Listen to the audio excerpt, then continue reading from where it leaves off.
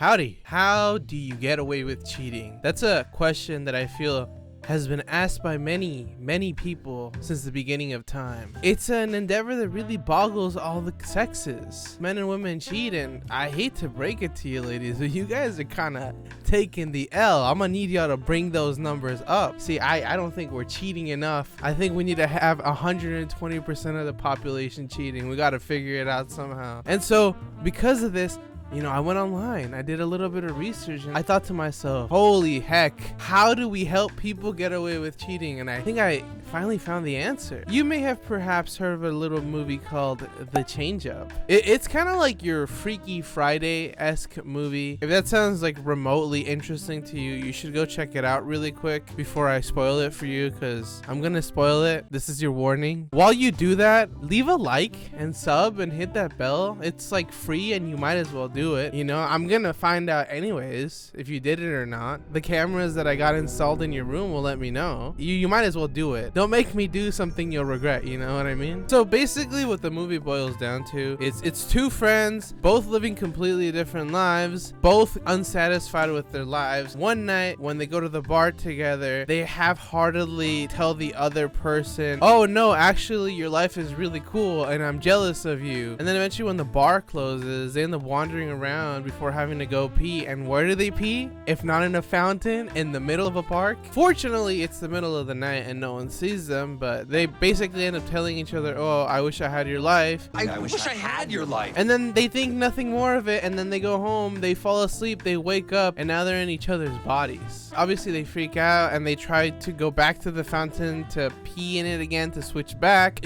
Fortunately or unfortunately, the fountain has been relocated, and the paperwork hasn't been submitted, so they don't know where it's at now, so they're gonna have to live as each other for a few days.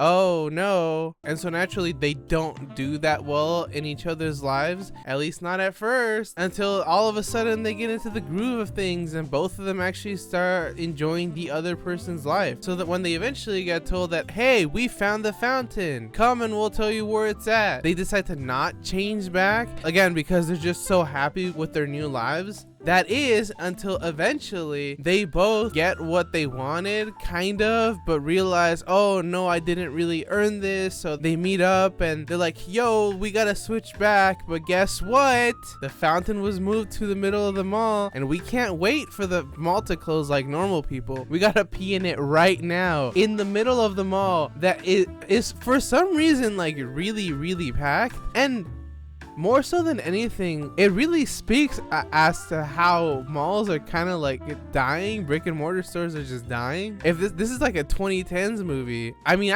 granted, I never remember malls being this packed.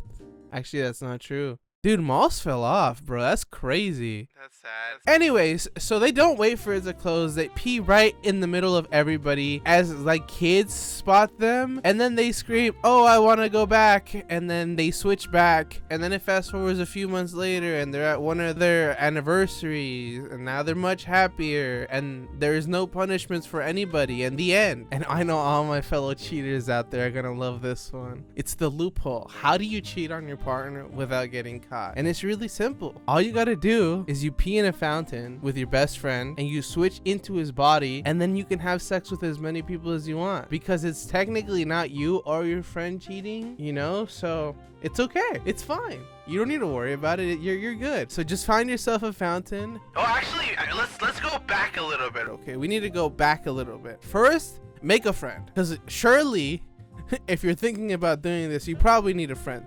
Make a friend, and then once you've made the friend, like, reconsider your plan. If you still want to move on with it, find a fountain and pee in it with your friend, and then go ham, go to town. You have my blessing, I suppose. Now, if you make it as bare bones as possible, it doesn't sound that bad. Of course, like I said, there's no fucking consequences. I mean, both of the characters, both Dave and Mitch, the two protagonists, are just awful people. They're awful in different ways, but Mitch, he's such a fucking asshole, dude. And it pisses me off that his whole arc has nothing to do with him becoming a better person. It's just him no longer being stagnant, but is still very much an asshole. That's like his worst trait. Why would you leave that? Like, that was not his biggest flaw, I would argue, personally. Also, why is it ever your instinct to pee in the middle of the park, whether it's the middle of the night? I feel like there's so many better spots to go pee, but on top of that, the movie just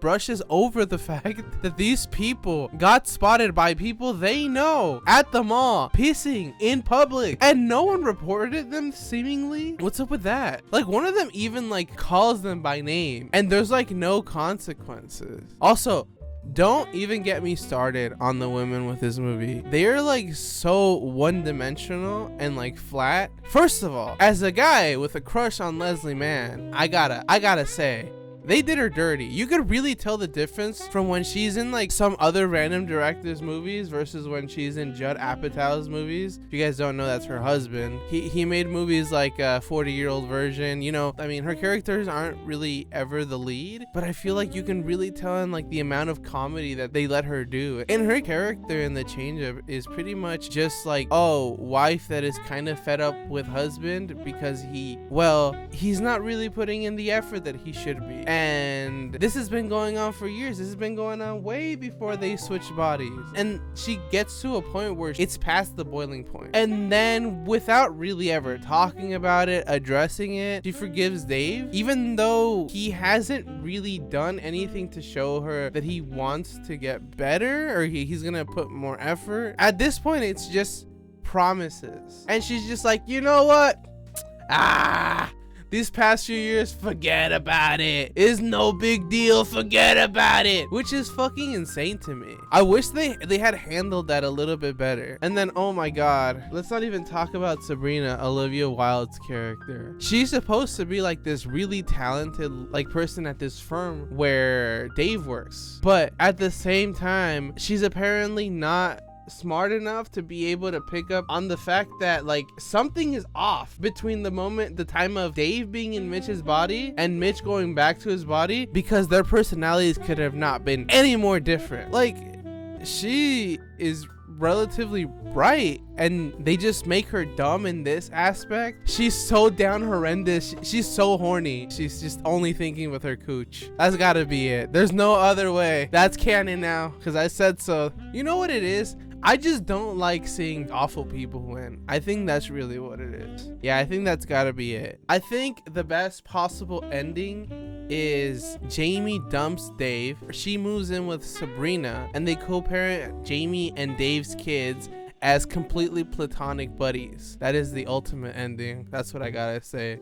Oh no, I'm becoming a radical feminist, everybody. Oh no, they're gonna come to get me. It's over. Dude, and don't even fucking get me started, dude. It is so disgusting that this movie... Okay, to be fair, I don't know if this is just the cut that I saw, but I don't think that this should be in a cut, period, because they show like baby private parts 2 times, like both sexes in this movie. Like I said, I don't think it's something that should be in a movie. I don't think that this is the kind of stuff that should be made like readily accessible for consumption, knowing that there's some freakazoids out there that, you know, are gonna get off to this. I like fun and games, y'all, but like there's certain things that you just don't do. I'm sure you guys can pick up that I didn't like this movie. I don't recommend you watch this movie. If you haven't watched it yet, I don't recommend it. And because I know people never fucking listen to me, if you want to go check it out anyways, it's available on Prime Video, so